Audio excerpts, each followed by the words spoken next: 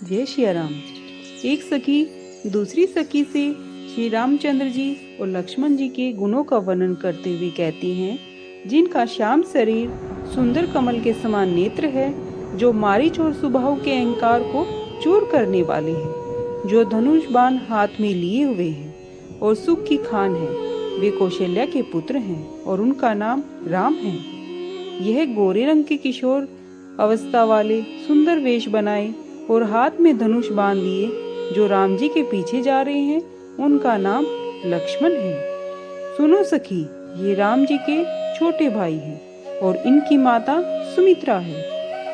ये दोनों भाई विप्र कार्य सिद्ध कर मार्ग में गौतम पत्नी अहिल्या का उद्धार करके धनुष यज्ञ देखने के लिए आए हैं। यह सुनकर सब स्त्रियां प्रसन्न हुई। राम जी की छवि देखकर कोई एक सखी कहने लगी, जानकी जी के योग्य तो यही वर है। हे सखी, जो इन्हें राजा देख ले तो अपना प्रण छोड़कर हर्ष से जानकी का विवाह इन्हीं के साथ कर दे। कोई कहने लगी, इन्हें राजा ने पहचान लिया है, मुनि सहित आदर से इनका सत्कार किया है, परंतु हे सखी, राजा अपनी प्रतिज्ञा नहीं छोड़ेंगे। वह भाग्यवश हर्ष से अविचार ही धारण किए हुए है। कोई बोला, यदि विधाता अच्छा है और सुना जाता है तो वह उचित फल देता है, सो सीता जी को यही वर मिलेगा। हे सखी, इसमें संदेह नहीं है। जो भाग्यवश ऐसा सुयोग वर मिल जाए तो सब लोग कृतार्थ हो जाएंगे। ये सखी, इसी से हमें बड़ी आतुरता है कि कभी ये इसी नाते हमारे यहाँ आवेंगे। सुनो सखी, नहीं तो हमको इनका दर्शन दुर्लभ है। यह संयोग तभी होगा जब पूर्व जन्म के बहुत से पुण्य उदय होंगे। दूसरी ने कहा, हे सखी, तुमने ठीक कहा, यह विवाह सभी के लिए हितकारी है। कोई कहने लगी, शंकर जी का धनुष कठोर है और ये सावले राजकुमार कोमल और किशोर अवस्था के हैं। हे सयानी, यह बड़ी दुविधा की बात है। यह सुनकर स्त्री कोमल वाणी से कहने लगी, हे सखी, कोई कोई इनके संबंध में ऐसा कहता है कि ये देखने में तो छोटे हैं, परंतु इनका प्रभाव बहुत ही बड़ा है। जिनके चरणों की रज छूकर घोर पाप करने वाली अहिल्या भी तर गई, वह क्या धनुष तोड़े बिना रहेंगे? ऐसा विश्वास भूल करके भी नहीं छोड़ना। जिस ब्रह्मा ने सीता को संभाल कर बनाया है, उसी ने विचार कर यह श्याम सुंदर दूल्हा भी रचा है। यह वचन सुनकर सब स्त्रियां प्रसन्न हुई और मीठी वाणी से कहने लगी कि काश ऐसा ही हो।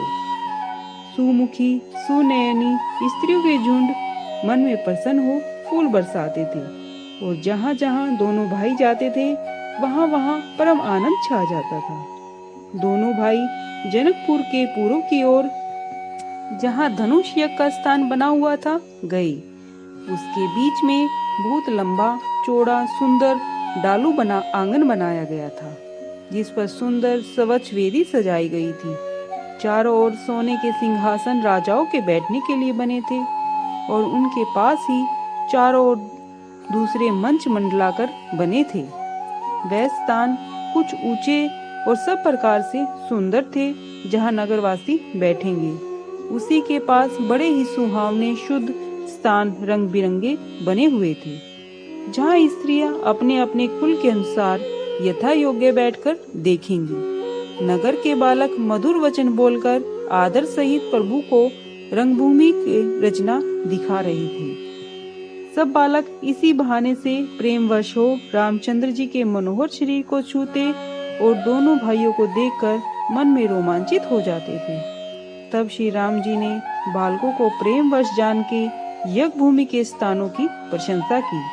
अपने अपनी रुचि के अनुसार सब बुला लेते थे, तो स्नेह पूर्वक दोनों भाई उनके साथ चले जाते थे।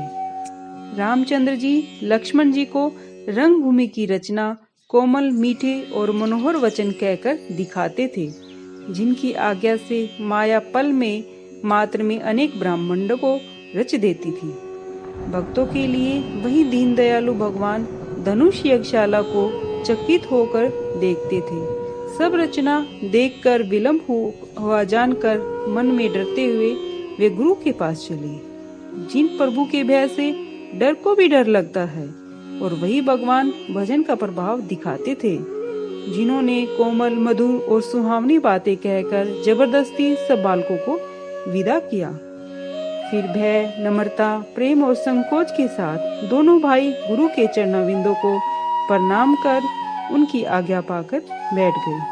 तब रात्रि का प्रवेश जान मुनि ने आज्ञा दी और सब ने संध्या वंदना की।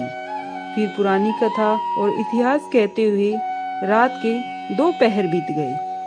तब मुनि श्रेष्ठ जाकर सोए। दोनों भाई पांव दावने लगे। जिनके चरणाविंदों के लिए वैराग्यवान पुरुष भी अनेक प्रकार का जब योग करते हैं, वे दोनों भाई मानो प्रेम में जीते हुए गुरु के चरण कमलों की प्रीति से उन्हें दबा रहे हैं। मुनि ने बारंबार आज्ञा दी। तब राम जी ने शयन किया। लक्ष्मण जी और प्रेम सहित मन लगाकर परमानंद का अनुभव करते हुए प्रभु के चरण दाबने लगे। तब राम जी ने कहा, हे भाई सो जाओ। तब प्रभु के चरण कमल हृदय में धारण करके वे सो गए। जय श्री राम।